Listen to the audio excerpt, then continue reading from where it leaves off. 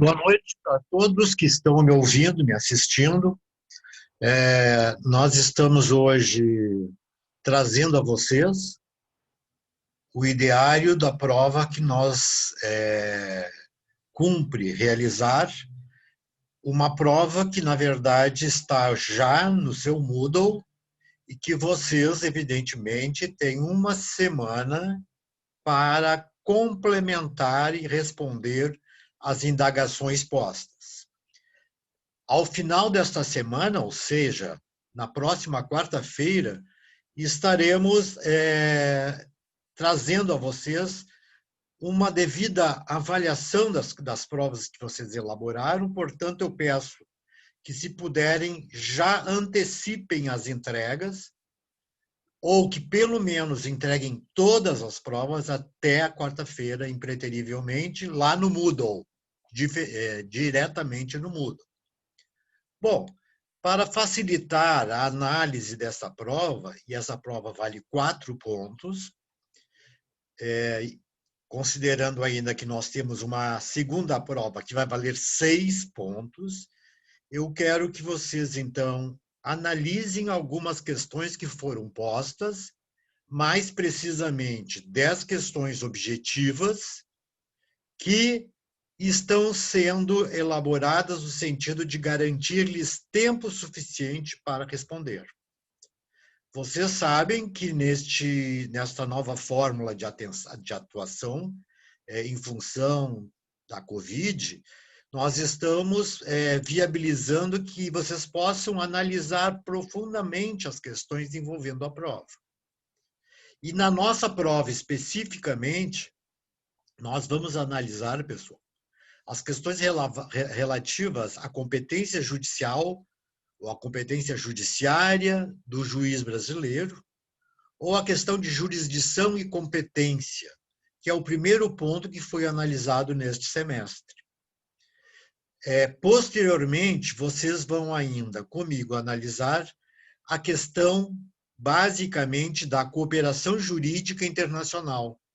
E com estes 2 pontos, já que eu estou excluindo os demais pontos, eu gostaria que vocês, então, analisassem dentro do sistema dos nossos slides ou pudessem analisar através de bibliografia, através da internet, mas com uma recomendação: não copiem textos da internet, não reproduzam textos de livros, manifestem-se dentro daquele contexto, mas com suas próprias palavras. Esta orientação é no sentido de evitar, em primeiro lugar, o plágio, porque, na verdade, não se pretende que vocês copiem absolutamente nada, e mesmo porque eu, exatamente para evitar, elaborei provas de questões objetivas. E a nossa prova, estruturalmente, ela será elaborada através de 10 questões objetivas e de escolha simples, que vão contemplar, então, a quantificação de propostas dadas a vocês para análise.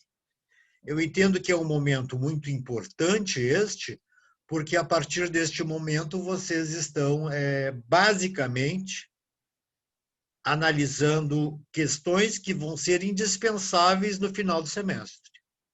Porque, enquanto estudamos agora a questão do processo civil internacional, posteriormente vamos analisar as questões envolvendo diretamente o direito internacional privado. E, assim sendo, estas, que ora são questionadas, vão se mostrar importantíssimas naquelas que posteriormente serão objeto de análise. Então, vejam, a nossa prova é uma prova substancialmente elaborada para que vocês possam, durante esta semana, analisar as questões que foram objeto de questionamento. Ora, a nossa aula de hoje, ela, na verdade, é uma aula que vai ser analisada sobre o aspecto desta prova. Nós não temos muito a esconder, até porque a prova está lá no Moodle. E estando lá no Moodle, esta prova ela vai ser então agora analisada por nós de um modo, digamos, eminentemente no sentido de eventualmente interpretar alguma coisa, para que vocês na hora da prova não tenham dúvidas. Se vocês eventualmente tiverem alguma dúvida sobre o que nossos esclarecimentos atuais, eu gostaria sinceramente que vocês elaborassem questões ou perguntas via Moodle ou via internet, via e-mail, para que, evidentemente, eu possa, se for o caso, não responder a questão, mas ajudá-los a chegar à resposta. A nossa aula, então, hoje é estruturalmente e exclusivamente na análise das 10 questões postas. E esta aula, portanto, se mostra importante à medida em que nós estamos aqui, quem sabe, viabilizando uma excepcional nota nesta prova. Então, assim que terminarmos a análise dessas 10 questões, eu vou deixar vocês liberados para que vocês possam promover eventuais perguntas, e se não houverem perguntas, eu libero-os para que então iniciem a formulação das respostas, a partir daquelas questões mais singelas, certo? Que vai lhe facilitar adiante, né? Diante do material que vocês podem ter em mãos, já que todos estão com a sua análise montada sobre o aspecto da sua a proximidade com o material que vocês possuem. E então, nós vamos iniciar a análise da prova, analisando então as questões que foram estabelecidas. Eu vou me permitir ler para que não haja nenhuma dúvida e para que vocês, se tiverem dúvidas, possam me questionar. Questão número 1. A questão número 1 faz a seguinte indagação. Indique qual é a autoridade judiciária, ou quem é o juiz, competente para decidir sobre partilha de bens imóveis, divisão de bens imóveis, situados no Brasil, de propriedade de um casal grego. Estes bens situados no Brasil são propriedades de um casal grego que está domiciliado na Espanha, que reside na Espanha e que se pretende divorciar. Vejam bem, a questão está envolvendo a questão direta sobre competência judiciária. E nós estamos perguntando quem é o juiz que vai analisar essa questão. E nós demos algumas ideias. Nós começamos dizendo que que os bens estão situados no Brasil. Em segundo lugar, que estes bens são de propriedade de um casal grego. E em terceiro lugar, que este casal grego está hoje domiciliado na Espanha. Em última instância, eu estou perguntando,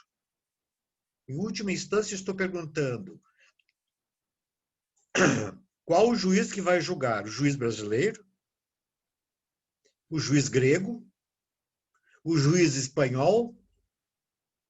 Ou a lei do local onde for ajuizado o pedido de divórcio? São 4 opções que vão fazer um passeio sobre o sistema jurídico que envolve este casal que quer se divorciar e que nós questionamos. É a lei brasileira que se aplica? É a lei grega ou é a espanhola? Ou é a lei do local em que o pedido for ajuizado, o pedido de divórcio? Vejam bem, pessoal, a questão é singela.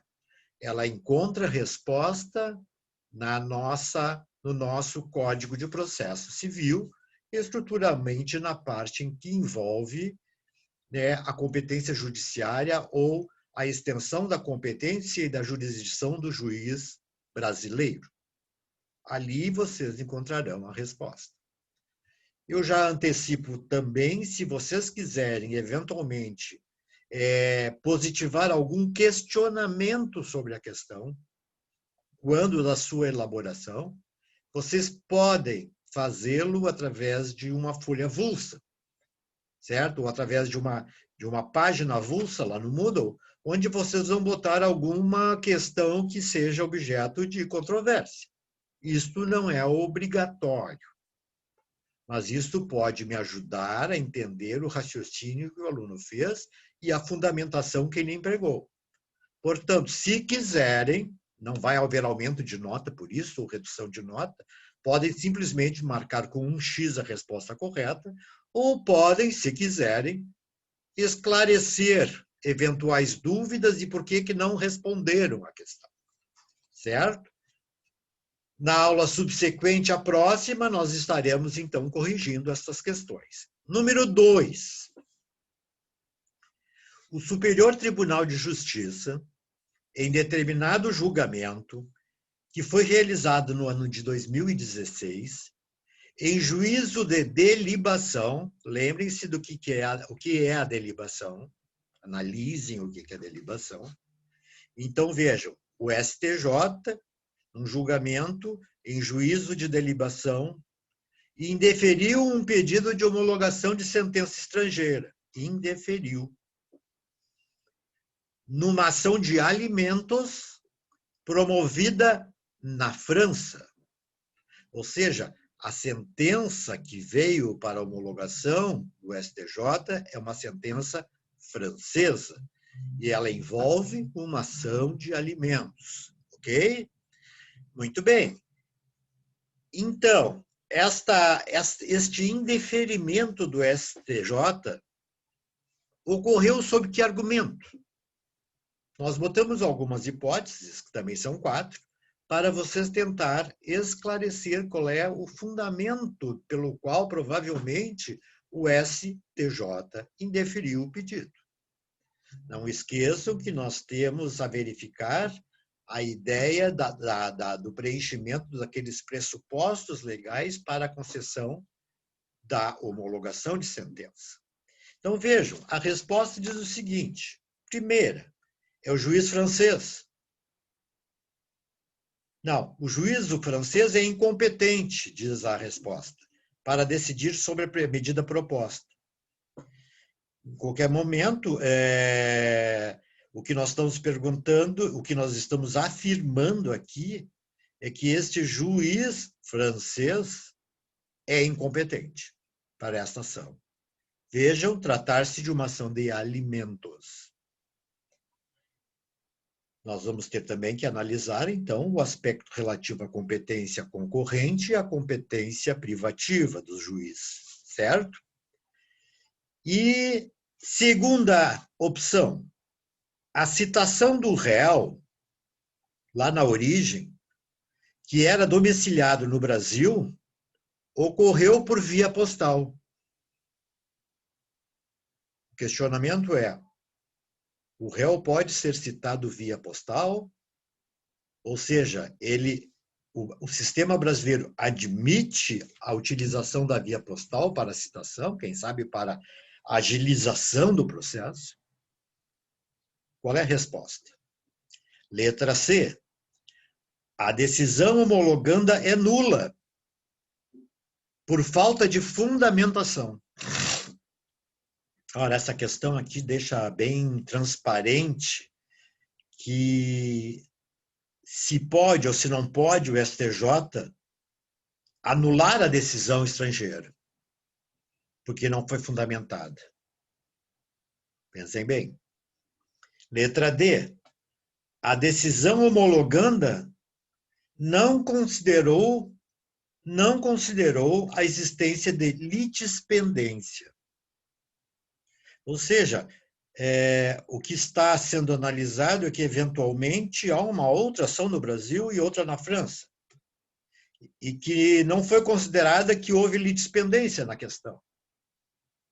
E isso fez com que não se autorizasse a homologação da sentença. Certo? Errado? Muito bem. É claro que eu vou deixar o juízo final para que vocês deliberem. Número 3. Compete à autoridade judiciária brasileira processar e julgar as ações em que, estou dizendo, compete ao juiz brasileiro processar e julgar as ações, letra 1, número 1, em que o réu, qualquer que seja a sua nacionalidade, estiver domiciliado no Brasil. Em outras palavras, o réu, mesmo que seja estrangeiro ou nacional, está domiciliado no Brasil. Certo? Em segundo, o fundamento seja fato ocorrido ou ato praticado no Brasil. Terceiro, as ações de alimentos, quando o credor tiver domicílio ou residência no Brasil, envolvem, certo, a jurisdição brasileira. A questão, na verdade, número 3 ali, vamos fazer uma emenda, ela fala de alimentos quando o credor tiver domicílio ou residência no Brasil. Este de alimentos deverá ser entendido que as ações de alimentos serão julgadas no Brasil quando o credor tiver aqui domicílio ou residência. Olhem a correção que estou fazendo para que não haja dúvidas posteriores, pessoal. Ouçam este vídeo e esclareçam o item 3 da questão, desculpem, o inciso 3º da questão número 3, onde eu estou dizendo que a ação de alimentos determina a competência do juiz brasileiro quando o credor dos alimentos tiver domicílio e residência no Brasil. E quarto, processar e julgar, o juiz brasileiro, as ações em que são decorrentes de relações de consumo, quando o consumidor tiver domicílio ou residência no Brasil. Pessoal, aqui a questão é bastante singela. Nós temos uma enumeração legal que estabelece a autorização de competência ao juiz brasileiro para julgar sobre determinados fatos. Ainda que ele não tenha competência exclusiva, a nossa lei estabelece um princípio de especificidade, de vantagem frente ao processado. Então, analisem bem esta questão, ela está na lei. E aí, no final, pergunta se a sequência correta seria os números 1, 2, 3 e 4, ou, letra B, os incisos 2 e 4, que seriam incorretos. A letra C, apenas assertiva 4 está incorreta. E a letra D, apenas as assertivas 1 e 4 estão corretas. A opção é sua. Ok? Muito bem. Questão número 4. A Justiça Brasileira recebeu carta rogatória, estamos falando de cooperação judiciária agora, recebeu carta rogatória encaminhada pelo Ministério das Relações Exteriores. Não esqueçam que ele é o Ministério das Relações Exteriores, ou o Ministro das Relações Exteriores, é que encaminhou esta carta rogatória, está correto isso? A pedido da Embaixada da Romênia, um pedido de natureza diplomático, com o fim de verificar a possível ocorrência de crime de lavagem de dinheiro do empresário brasileiro Z. Aí a pergunta, a quem se atribui competência para a execução da carta rogatória? Eu estou simplesmente dizendo a carta rogatória que foi encaminhada, certo? Para a verificação da possível ocorrência de um crime de lavagem de dinheiro. Vamos imaginar se ela foi recebida ou não foi recebida, mas nós estamos perguntando sobre a execução da carta. Ou seja, o pedido elaborado, certo? Se prende à verificação dos fatos comprovados nos autos daquele processo de eventual de crime de lavagem de dinheiro, para que, então, se perfectibilize a juntada destes documentos para execução da carta rogatória. Quem é que executa as cartas rogatórias? Letra A, os juízes federais. Letra B, o Superior Tribunal de Justiça. Letra C, os juízes estaduais. E letra D, o Supremo Tribunal Federal. Questão de competência sobre execução que deve ser analisadas por vocês. Muito bem. Prosseguindo. Número 5. A homologação de uma sentença estrangeira no Brasil tem como requisito indispensável.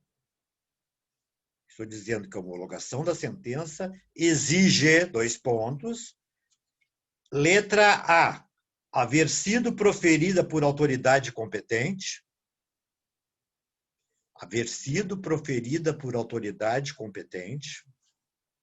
autoridade judiciária, obviamente. B, estar autenticada pelo ministro da Justiça brasileiro. Letra C, estar acompanhada de tradução, podendo ser juramentada ou não.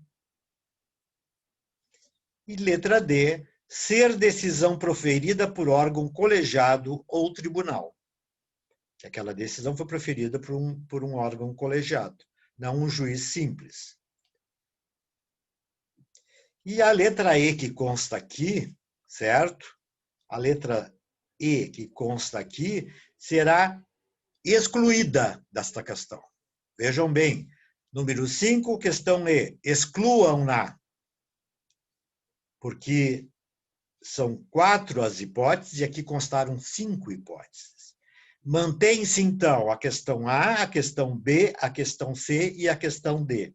Qual destas tem como requisito a homologação da sentença estrangeira? Certo? Analisem o critério da classificação dos requisitos e pressupostos para homologação. Ok? Número 6. Número 6.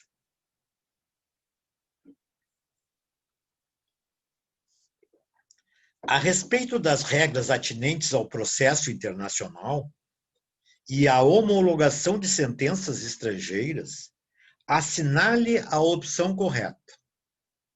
Letra A. O ajuizamento de demanda no Brasil é empecilho à homologação de sentença estrangeira.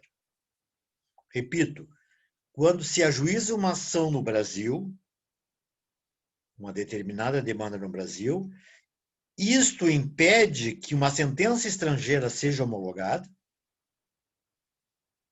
Falamos bastante a respeito disso. Letra B. Por ocasião do cumprimento de uma carta rogatória, aplica-se a lei processual da justiça rogada? A justiça a quem foi enviada a carta rogatória?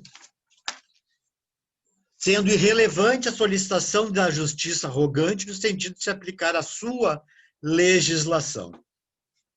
Essa é a continuação do tema. Então, por ocasião do cumprimento de uma carta rogatória, se aplica a lei processual da justiça rogada, o país a quem foi solicitada o cumprimento da medida, não sendo relevante a solicitação da justiça no sentido de aplicar a sua legislação deste outro país. Letra C.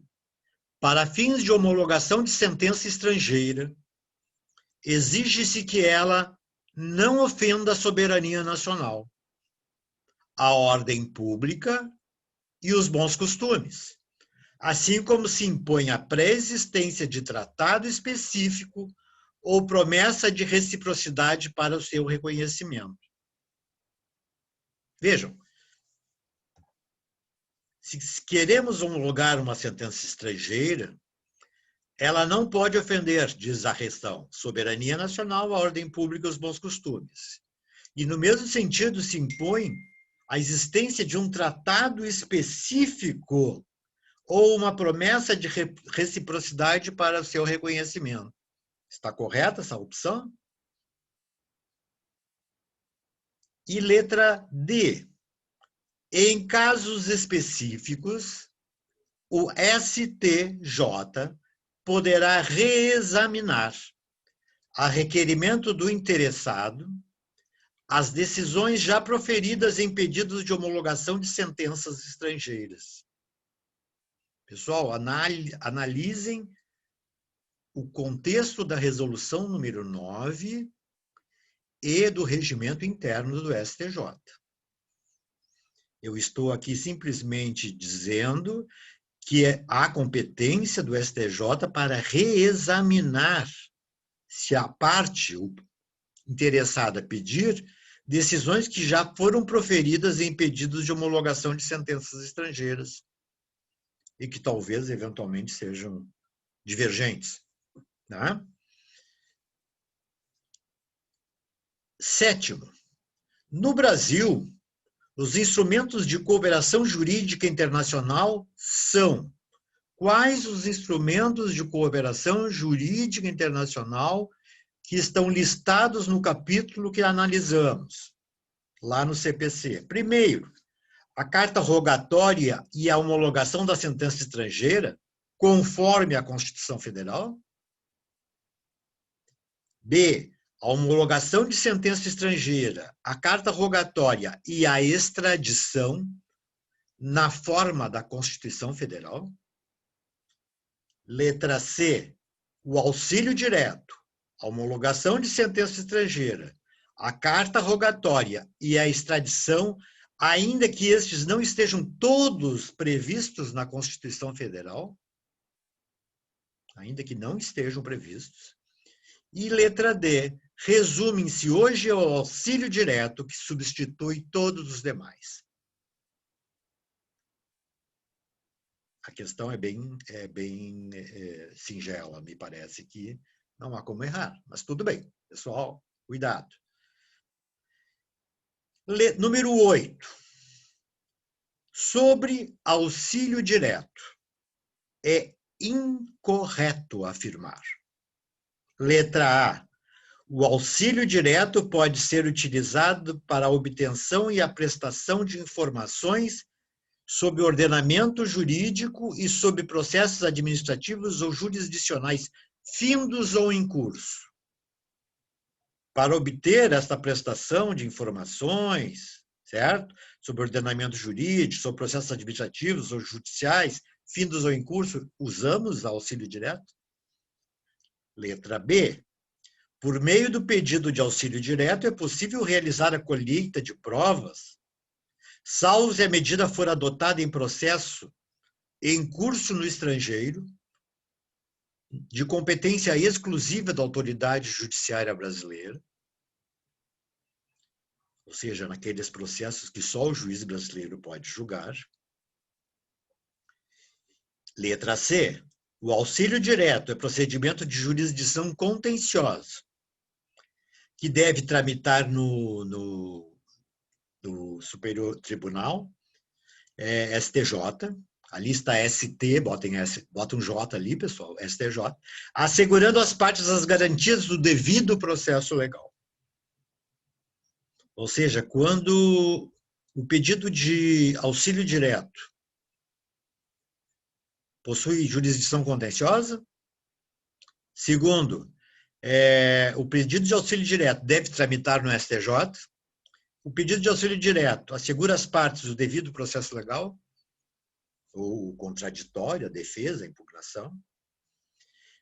E letra D, o Ministério Público pode requerer em juízo a medida solicitada por via de auxílio direto passivo nos casos em que for autoridade central. Quais os casos em que o Ministério Público é a autoridade central? Estruturalmente, naqueles em que a competência for específica ou exclusiva do Ministério Público, aquelas ações de competência do Ministério Público, como, por exemplo, as ações penais, como todos sabem, as ações de interesses difusos, e outras mais, como as ações as ações civis públicas, entre outras, que, na verdade, o Ministério Público aí vai funcionar, ou não, pensem bem, como autoridade central. Até porque nós precisaríamos requerer esta medida. E o requerimento é feito pelo Ministério Público ou não? Quem faz o requerimento? Quem é a autoridade central competente aqui? Número 9. A delibação é um sistema jurídico de homologação de sentenças estrangeiras. Eu estou perguntando aqui que é delibação de novo, pessoal. Que tem fundamento na cortesia internacional entre os países e pela qual a sentença estrangeira é reapreciada e examinada quanto ao mérito e à forma. É isso, delibação? E a pergunta aqui representa uma assertiva que vai ser colocada. Se correto, a letra V, e se falsa, a letra F. Podem botar logo ao final das indagações. Letra B, está escrito A ali, mas é letra B. O procedimento a ser seguido para a homologação de sentença estrangeira é, segundo a norma do Código de Processo Civil, o do regimento interno do Supremo Tribunal Federal. É o regimento interno do Supremo que regula, é isto? O procedimento a que deve ser seguido para a homologação de sentença estrangeira. Letra C. Segundo o entendimento majoritário do tribunal competente para a homologação de sentença estrangeira, contra esta é passível de arguição como defesa apenas a questão relativa à observância dos requisitos para homologação, sendo vedada a arguição versar sobre outras questões. Vamos pensar, gente. E letra D. Havendo tramitação de duas ações idênticas paralelamente, ou seja, competência concorrente, certo? Competência concorrente. Na jurisdição estrangeira e na jurisdição nacional, dois processos, mesmas partes, mesmo objeto. O processo deverá ser extinto no Brasil pelo que chamamos de ocorrência de coisa julgada estrangeira. E eu falo ali antes, vamos ler de novo, havendo tramitação de duas ações idênticas, paralelamente, a competência concorrente na jurisdição estrangeira e na nacional, e ocorrendo o trânsito em julgado da sentença estrangeira e a sua homologação no Brasil, já está homologada, deverá ser extinto o processo no Brasil pela decorrência de coisa julgada estrangeira? Efeitos da homologação perante o STJ. Número 10 e último. Na hipótese de idêntica ação ser proposta no Brasil e no exterior, e inexistindo tratado com o país estrangeiro, marque a opção correta. Letra A. A litispendência internacional não pode ser conhecida de ofício e deve ser arguída, ou seja, o juiz não pode deliberar pela litispendência. Ou seja, a parte que está prejudicada deverá arguir. Arguída, ela impede que o juiz brasileiro dê curso à ação intentada no Brasil. Veja, se eu arguir a litispendência como causa de nulidade eventual ou de impossibilidade jurídica, ela impede que o brasileiro dê curso à ação intentada no Brasil? Se a questão já tiver sido submetida a um juiz estrangeiro, por si só. Letra B. A litispendência internacional pode ser conhecida de ofício e impede que o juiz brasileiro dê curso à ação intentada no Brasil, se a questão já estiver sido submetida a um juiz estrangeiro. Novamente, questão envolvendo litispendência. CPC. Ok? Ou seja, eu estou dizendo que o juiz pode conhecer de ofício a litispendência e, neste ensejo, o juiz brasileiro pode dar curso regular à ação intentada no Brasil se a questão já estiver sido submetida a um juiz estrangeiro. Pode? Letra C. Se a sentença brasileira decidir determinada questão que também tenha sido decidida por sentença estrangeira, será sempre a sentença brasileira que irá produzir efeitos? Boa essa questão, muito boa. E letra D. A ação intentada no estrangeiro não impede que a mesma questão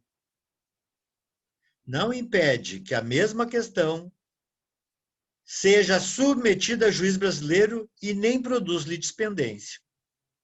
Estou dizendo que se a ação foi movida no estrangeiro, certo? Isso não vai impedir que esta mesma questão, essa mesma causa, as mesmas partes, o mesmo objeto, venha a ser submetido a juiz brasileiro e isto não produz litispendência? Muito bem. Quero agradecer a presença da Pérola, que chegou um pouco atrasada, mas que está presente. E volto a referir, pessoal, analisem este vídeo. Eu peço que a Pérola... Obrigada, professor. Boa noite, tudo bem? Boa noite. Analisem este vídeo, que eu fiz comentários desde o início da aula sobre alguns problemas que temos aqui na prova e é uma tentativa de esclarecimentos. E esta prova já está lá no Moodle, certo, pessoal? E eu, na verdade, fiz esses esclarecimentos com o objetivo de corrigir eventuais erros colocados aqui na prova. Então, é importante que vocês deem uma ouvida.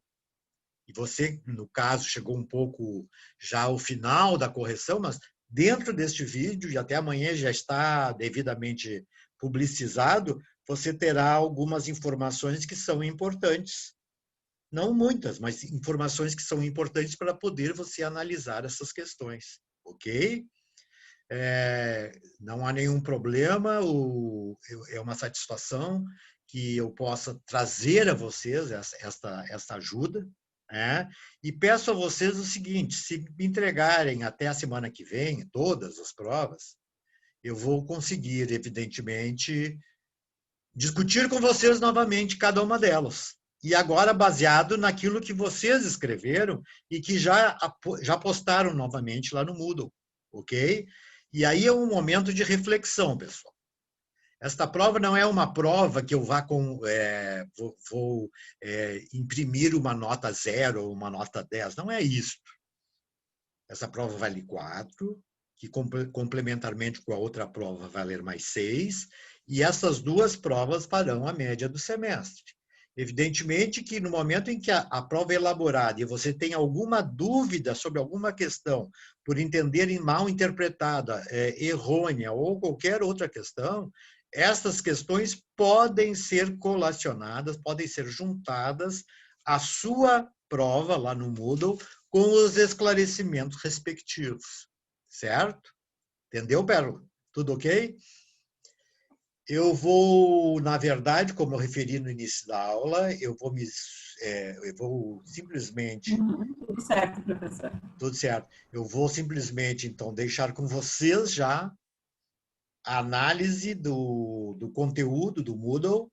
Ali no Moodle vocês já começam, se quiserem, a formalizar as suas respostas. E amanhã de manhã deem uma ouvida neste vídeo, porque eu apresentei algumas dicas aqui que são importantes para essa prova, ok? Eu hoje vou me concentrar, então, só nesta parte e peço, se vocês tiverem alguma dúvida agora, podem falar, sem problema. Alguma dúvida, Pérola? Nenhuma dúvida? Não, está tudo ok, tudo certinho. Tá bom. Obrigado pela presença, de qualquer maneira. Eu Tá? agradeço, viu? Tá. Boa noite. Obrigado. Eu vou gravar agora para poder depois já mandar vocês, ok? Um grande abraço.